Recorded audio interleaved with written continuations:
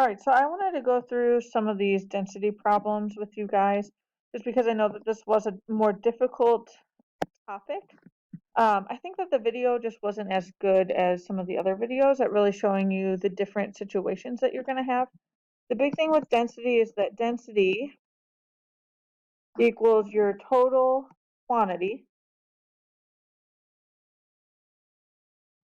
over your volume. So I'm going to refer to it as D equals PQ over V, just as an abbreviation, okay? So if we're looking at this first problem, a lot of you had this one. Because a factory produces weighted balls to use for exercise by filling spherical rubber shells of different sizes with a sand-like material. The material density is 1.5 grams. So if you're using the D equals TQ over V, we know that 1.5 is going to be substituted in for density because it tells you that's what density is. Okay, so then from there, it says, assuming that the shell weighs 10 grams, what should be the ball's radius so that when full, it weighs 1 kilogram or 10,000? Nope, let me try that again. 1,000 grams. Okay, so obviously this whole 1,000 grams, 10 grams is not talking about volume, right? And we do know we're talking about a sphere, which the volume is 4/3 pi r squared. So that's where we're going to end up getting the radius from, right? So that's going to go where our volume is. Sorry, pi r cubed. I said squared. Okay, so that means that that total quantity has to be talking about these whole 10 grams and 1,000 grams. So essentially what they're trying to do is get you to look at what the actual density part is and what the air inside it is and whatnot. So if you want it to be 1,000 grams, but the shell weighs 10, essentially what we're trying to do is we're trying to take away 10 from that 1,000, okay? At this point, all you're doing is you're solving for r. So what I'm going to do is I'm going to switch these two just so that r is in the numerator. So it's now 4/3 pi r cubed equals, and I'm going to change that to 990 over 1.5. Okay. So at this point, all you have to do is some algebra to solve. You would multiply by 4/3 to get 3/4 to get rid of the 4/3, right? And I've already calculated all this, so I'm just going to keep going with that. You would have pi r cubed equaling 495 if you type that in correctly. So you would divide by pi. And the last step, which I'm going to do up here, means we would take the cubic root. That is something that you would have to use in your calculator. A lot of times there's a button. If you go to your math button, there should be a bunch of options, and you'll see one like an X with this, or you'll see one literally with a 3 and your root.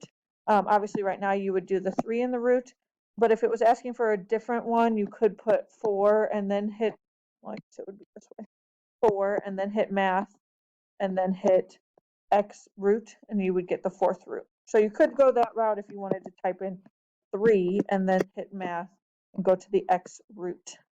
And then you would type in 495 divided by pi, close your parentheses. Okay, if you do this, you end up getting r to be about 5.4.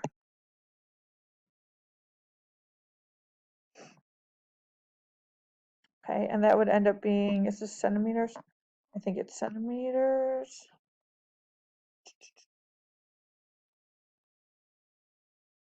What am I missing? I can't tell what the thing is. Yeah, centimeters. There we go. I couldn't find it. There we go. Okay. So again, we're going to focus on this density equals total quantity over volume for the next one. So again, D equals total quantity over volume. Okay.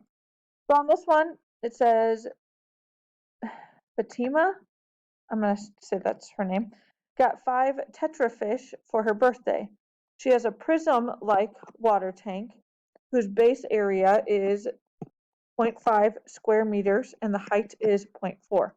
So the hardest part about this is this was talking about area. So we need to think, okay, prism-like, that means that your volume is the area of the base times the height. Well, the area of the base is 0.5 height is 0.4. So that means my volume is going to end up being 0.2, okay, if you multiply those.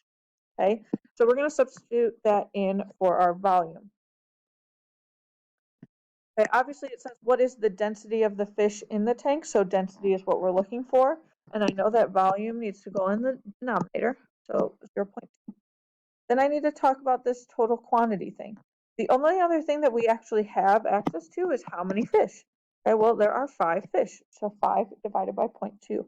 And that ends up giving us our final answer of 25. Okay, and that would be fish per square meters, cubic meters. Okay, so let's look at number 3. Kenan wants to make a paperweight in a pottery class. He designs a pyramid-like, so we're probably going to have to talk about pyramid volume. And if you remember the formula, it's 1/3 and then the area of the base times the height. So playing off of this, they tell you that the area of the base is 80 and they tell you the height is 7.5. So it'd be 1/3 of 80 times 7.5. So volume for this one would end up giving us 200. Okay, so again, density equals total quantity over volume. So that means I know that volume is going to be 200 right now. Okay, then it tells me the density of the clay is 1.7. So obviously density being 1.7, that means this is 1.7. So we have our total quantity here.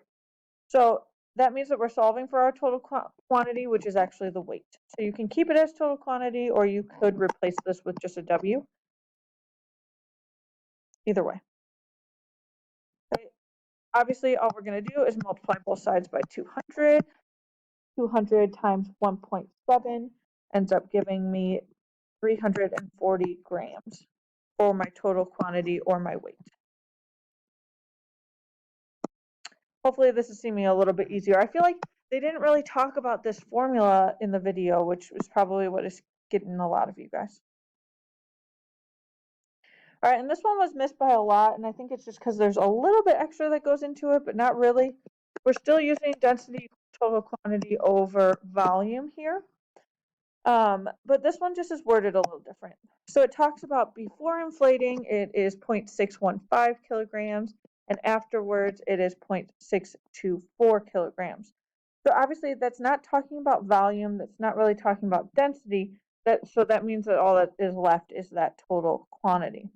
Okay, so this is very similar to the very first one where we had to, and it was in the same color, look at that, where we had to subtract because it tells you this is how much the shell weighs, this is how much it weighs afterwards, so you subtract them.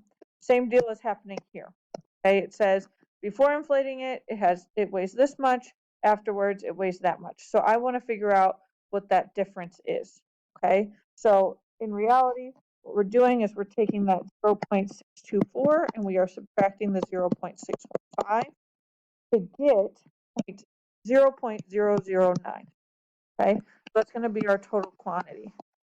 Okay, that's how much happens in between being deflated to inflated. The next part they give us is that the diameter is 0.24. Okay, well that doesn't really help me too much, except we know that we have this whole volume going on, right?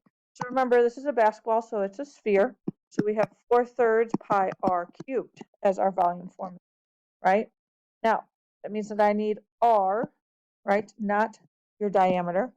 So if the diameter is 0.24 divided by 2, and you get your radius, right? So 0.24 divided by 2 gives me 0.12 as my radius. So we're going to plug that in. Okay, so volume is 4/3 pi times 0.12 cubed. Okay, so again, it's asking for density, so all we have to do is type that in. Okay, I would be careful. I would maybe try to simplify this denominator before you really type it in, or remember that you need parentheses around that, otherwise this will do it in a completely different order.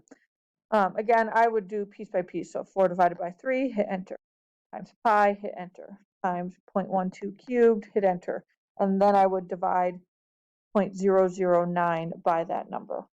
If you type it in correctly, you would get 1.24. as your final answer. And this would be kilometers per meters cubed. Okay, so hopefully this helped a little bit. Again, this is the main thing that you have to focus on, and you're just trying to figure out what you have to plug in where. So hopefully this helps not only with yesterday's lesson, but then it will help with the quiz today. Please feel free to email me with any specific ones that you need and whatnot. All right, have a wonderful day.